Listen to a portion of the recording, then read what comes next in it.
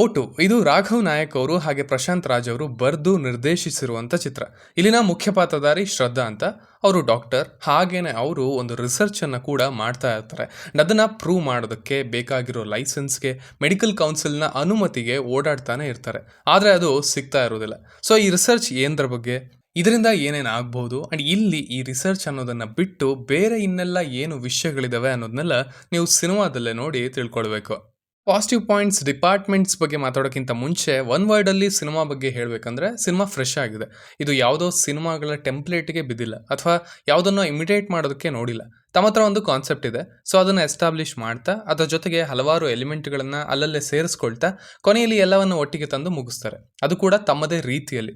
So ಅದೇನೆ ಸಿನಿಮಾನ interesting ಆಗಿ ಮಾಡಿದೆ. ಮೊದಲ ಫ್ರೇಮಲ್ಲೇ ನಿಮಗೆ ಒಂದು ಐಡಿಯಾ ಬರುತ್ತೆ, ಓಕೆ ಇವರು ಎಸ್ಟಾಬ್ಲಿಷ್ ಮಾಡಿದ್ದು ಹೇಗೆ ಎಂಡ್ ಆಗ್ಬೋದು, ಏನಾಗ್ಬೋದು ಅಂತ.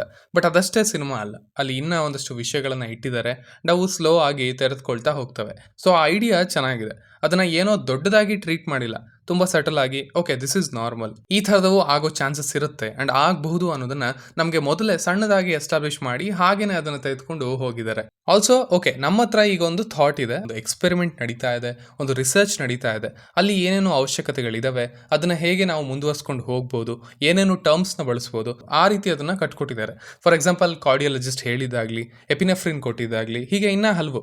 ಸೊ ಆ ತಮ್ಮ ಯೋಚನೆಯ ಸುತ್ತ ವರ್ಕ್ ನಡೆದಿದೆ. ಅದನ್ನು ಮಾಡೋದಕ್ಕೆ ನಿಂತ್ಕೊಂಡ್ರೆ ಏನೇನನ್ನ ಫೇಸ್ ಮಾಡಬೇಕು ಅನ್ನೋದನ್ನ ಕೂಡ ಕವರ್ ಮಾಡಿದ್ದಾರೆ. ಸೊ ಇಷ್ಟು ಅಂಶಗಳು ನನಗೆ ಇಷ್ಟ ಆದವು. ಸೊ ಈ ಸಾವು ಬದುಕು ಅನ್ನೋದ್ರ ಬಗ್ಗೆನೂ ಸಣ್ಣದಾಗಿ ಹೇಳಿದ್ದಾರೆ ಅಂಡ್ ಅದನ್ನ ಅಷ್ಟೇ ಸಟಲ್ ಆಗಿ ಹೇಳಿ ಮುಗಿಸಿದ್ದಾರೆ. ಸೊ ಆ ಪೋರ್ಷನ್ನ ರೈಟಿಂಗ್, ಅದನ್ನ ಕ್ಲೋಸ್ ಮಾಡಿದ ರೀತಿ ಚೆನ್ನಾಗಿತ್ತು. ಎಲ್ಲ ತೆರೆದುಕೊಂಡಾಗ ಆ ಸಣ್ಣ ಸಣ್ಣ ಸೀಕ್ವೆನ್ಸ್ಗಳಿಗೆ ತುಂಬ ವ್ಯಾಲ್ಯೂ ಆ್ಯಡ್ ಆಗ್ತಾ ಹೋಗುತ್ತೆ ಅಂಡ್ ಸಿನಿಮಾ ಮೇಲೆ ಒಂದು ಒಳ್ಳೆ ಒಪಿನಿಯನ್ ಕೂಡ ಬರುತ್ತೆ. ಅಂಡ್ ದೆನ್ ಇಲ್ಲಿನ ಹಾಡುಗಳು ಕೂಡ ಚೆನ್ನಾಗಿದ್ವು. ಆ್ಯಕ್ಚುಲಿ ಈ ಲವ್ ಸ್ಟೋರಿ ಬಂದಾಗೆಲ್ಲ ಐ ಪರ್ಸ್ನಲಿ ಥಾಟ್ ಇಲ್ಲಿ ಈ ರಿಸರ್ಚ್ ಪೋರ್ಷನ್ ಚೆನ್ನಾಗಿದೆ, ಅದಕ್ಕೆ ಸ್ಟಿಕ್ ಆಗ್ಬೋದಿತ್ತು, ಅದರ ಸುತ್ತ ಇನ್ನೂ ಎಷ್ಟೊಂದು ವಿಷಯಗಳಿದಾವೆ, ಅದರ ಮೇಲೆ ಕಾನ್ಸಂಟ್ರೇಟ್ ಮಾಡ್ಬೋದಿತ್ತು. ಈ ರೆಗ್ಯುಲರ್ ಎಲಿಮೆಂಟ್ಸ್ ಎಲ್ಲ ಯಾಕೆ ಅನ್ನೋ ಒಂದು ಫೀಲಿಂಗ್ ಬರ್ತಾ ಇತ್ತು ಅಂಡ್ ದೆನ್ ಅದು ಕೊನೆಯಲ್ಲಿ ಜಸ್ಟಿಫೈ ಆಗುತ್ತೆ. ಇನ್ನು ಪರ್ಫಾರ್ಮೆನ್ಸಸ್ ಅಂತ ತಗೊಂಡ್ರೆ ಆಶಿಕಾ ಅವರನ್ನ ಈ ಥರದ ಒಂದು ರೋಲ್ನಲ್ಲಿ ನೋಡಿ ಖುಷಿ ಆಯಿತು. ಆಗಲೇ ಹೇಳಿದ ಹಾಗೆ ಎಲ್ಲ ಸಟಲ್ ಆಗೇ ಇದೆ. ಇಲ್ಲಿ ಮೆಡಿಸಿನ್ಗೆ ಸಂಬಂಧಪಟ್ಟಿರೋರೇ ಎಲ್ಲರೂ ಇರೋದ್ರಿಂದ ಅವರ ರಿಯಾಕ್ಷನ್ಸ್ ಅಷ್ಟೇ ನಾರ್ಮಲ್ ಆಗೇ ಇರುತ್ತೆ. Because this happens every day ಅವರ ಲೈಫಲ್ಲಿ. ಅದಕ್ಕೆ ಸಂಬಂಧಪಟ್ಟಂತೆ ಒಂದು ಡೈಲಾಗ್ ಕೂಡ ಇತ್ತು, ದಿನ ಈರುಳ್ಳಿ ಕಟ್ ಮಾಡೋರಿಗೆ ಕಣ್ಣೀರು ಬರೋದೇ ನಿಂತು ಹೋಗುತ್ತೆ ಅಂತ ಅಂದ್ಕೊಂಡಿದೆ ಅಂತ. ಸೊ ಹಾಗೇನೆ ಕ್ಯಾರೆಕ್ಟರ್ಗಳು ಕೂಡ ಬಿಹೇವ್ ಮಾಡ್ತವೆ. ಸೊ ಅಂಥ ಕ್ಯಾರೆಕ್ಟರಲ್ಲಿ, ಇಂಪಾರ್ಟೆನ್ಸ್ ಇರೋವಂಥ ಕ್ಯಾರೆಕ್ಟರಲ್ಲಿ ಆಶಿಕಾ ಅವರನ್ನು ನೋಡಿ ಖುಷಿ ಆಯಿತು. ಇನ್ನು ಪ್ರವೀಣ್ ತೇಜ್ ಅವರು ಹಾಗೆ ರಾಘವ್ ನಾಯಕ್ ಅವರು ಕೂಡ ತುಂಬ ಚೆನ್ನಾಗಿ ತಮ್ಮ ಪಾತ್ರಗಳನ್ನು ನಿಭಾಯಿಸಿದ್ದಾರೆ. ಇನ್ನು ಇದರ ನೆಗೆಟಿವ್ಸ್ ಕಡೆ ಬರೋದಾದರೆ ಅವು ಈ ಸಿನಿಮಾದಿಂದ ನೀವೇನನ್ನ ಎಕ್ಸ್ಪೆಕ್ಟ್ ಮಾಡ್ತೀರಾ ಅನ್ನೋದ್ರ ಮೇಲೆ ಹೋಗುತ್ತೆ ಅಂತ ಹೇಳ್ಬೋದು. ಒಂದು ಸಿಂಪಲ್ ಫ್ರೆಶ್ ಕಾನ್ಸೆಪ್ಟ್ ಇರುವಂಥ ಸಿನಿಮಾನ ನೋಡ್ಬೇಕು ಅಂದ್ಕೊಂಡ್ರೆ ಅದು ಇಲ್ಲಿ ನಿಮಗೆ ಸಿಗುತ್ತೆ.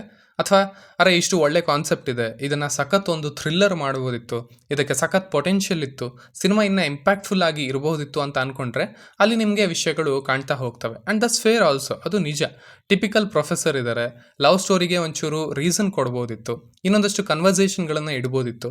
ಸೊ ಅದೇ ಹೀಗೆ ಹೇಳ್ತಾ ಹೋದರೆ ಪಾಯಿಂಟ್ಸ್ಗಳಿದ್ದಾವೆ. ಅದು ಟೀಮ್ಗೂ ಗೊತ್ತಿರುತ್ತೆ ಅಂತ ಅಂದ್ಕೊಳ್ತೀನಿ ಮೇ ಬಿ. ಬಟ್ ಅವರು ಇಷ್ಟನ್ನು ಹೀಗೆ ಪ್ರೆಸೆಂಟ್ ಮಾಡಬೇಕು ಅಂದ್ಕೊಂಡಿರೋದ್ರಿಂದ ಅದರ ಬಗ್ಗೆ ಹೆಚ್ಚು ಕಮೆಂಟ್ ಮಾಡೋದಕ್ಕೆ ಹೋಗಲ್ಲ. ತುಂಬ ಸಟಲ್ ಆಗಿ ಶುರು ಮಾಡಿ ತುಂಬ ಸಿಂಪಲ್ ಆಗಿ ಮುಗಿಸಿದ್ದಾರೆ ಸಿನಿಮಾವನ್ನು. ಸೊ ಸಿಂಪಲ್ ಆಗಿ ಹೇಳೋದಾದರೆ ಇದೊಂದು ಡಿಫ್ರೆಂಟ್ ಫಿಲ್ಮ್, ಭಿನ್ನವಾಗಿದೆ, ಚೆನ್ನಾಗಿದೆ. ಯಾರ್ಯಾರನ್ನು ಎಷ್ಟೆಷ್ಟು ಸ್ಯಾಟಿಸ್ಫೈ ಮಾಡುತ್ತೆ ಅನ್ನೋದನ್ನು ಸೈಡ್ಗೆ ಇಟ್ಟರೆ ನಾನು ಇದನ್ನು ರೆಕಮೆಂಡ್ ಅಂತೂ ಮಾಡ್ತೀನಿ. ಸೊ ಹೋಗಿ ನೋಡಿ, ಅಮೆಝಾನ್ ಪ್ರೈಮ್ನಲ್ಲಿ ಸಿಗುತ್ತೆ. 1 ಗಂಟೆ 50 ನಿಮಿಷ ಅಷ್ಟೇ ಇರೋದು ಸಿನಿಮಾ. PRK ಪ್ರೊಡಕ್ಷನ್ಸ್ ಮತ್ತೊಂದು ಡಿಫ್ರೆಂಟ್ ಸಿನಿಮಾವನ್ನು ಕೊಟ್ಟಿದ್ದಾರೆ. ಇದರಿಂದ ಅಪ್ಪು ಅವರು ಹೇಳಿದರು, ಪರ್ಫೆಕ್ಟ್ ಸಿನಿಮಾಗಳನ್ನು ಕೊಡೋದು ಉದ್ದೇಶ ಅಲ್ಲ, ವಿಭಿನ್ನವಾದ ಜಾನಗಳಲ್ಲಿರುವಂಥ ಡಿಫ್ರೆಂಟ್ ಸಿನಿಮಾಗಳನ್ನು ಕೊಡೋದಕ್ಕೆ ನೋಡ್ತಾ ಇರೋದು ಈ ಪ್ರೊಡಕ್ಷನಲ್ಲಿ. ಆ್ಯಂಡ್ ಆ ಪ್ರಯತ್ನದಲ್ಲಿ ಪರ್ಫೆಕ್ಟ್ ಸಿನಿಮಾಗಳು ಹುಟ್ಟಬಹುದು ಅಂತ. ಆ ರೀತಿಯ ಒಂದು ಪ್ರಯತ್ನ ಇದು ಆ್ಯಂಡ್ ಅದು ಚೆನ್ನಾಗಿತ್ತು ಅಂತ ಹೇಳ್ತೀನಿ. ಸೊ ಇಷ್ಟು ನನ್ನ ರಿವ್ಯೂ ಆಗಿತ್ತು ಈ ಸಿನಿಮಾದ ಬಗ್ಗೆ. ಇನ್ನು ನೀವು ಆಲ್ರೆಡಿ ಈ ಸಿನಿಮಾವನ್ನು ನೋಡಿದರೆ ಇದು ನಿಮಗೆ ಹೇಗನ್ನಿಸ್ತು ಅನ್ನೋದನ್ನು ಖಂಡಿತ ಕೆಳಗಡೆ ತಿಳಿಸಿ. ಆ್ಯಸ್ ಯೂಶುವಲ್ ಮತ್ತೆ ಸಿಗೋಣ.